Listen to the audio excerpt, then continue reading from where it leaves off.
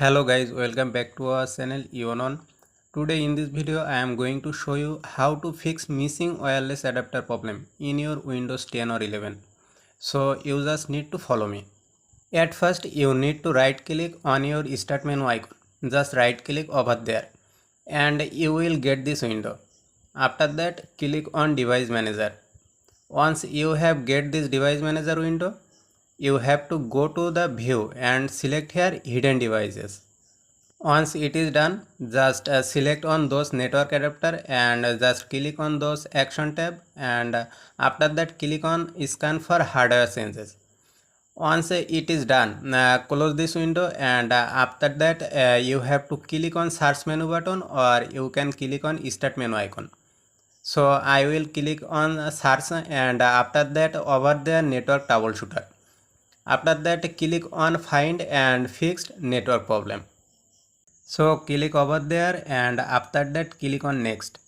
It will automatically detect your problem and it will fix your problem automatically. So click on this troubleshooter my connection to internet, and after that it will detect your problem and it will be fixed your problem. Once it is done, you have to close this window.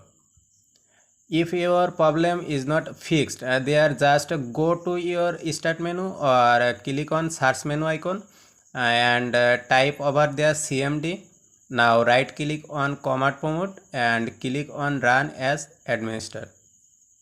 After that you have to click on yes. Now here you have to put some command over there which I will give you on my video description.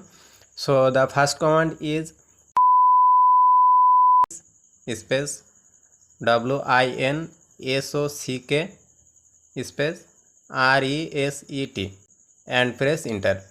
So as you can see it showing like this, you have to restart your computer. Once it is done, you have to close the window and you have to restart your computer.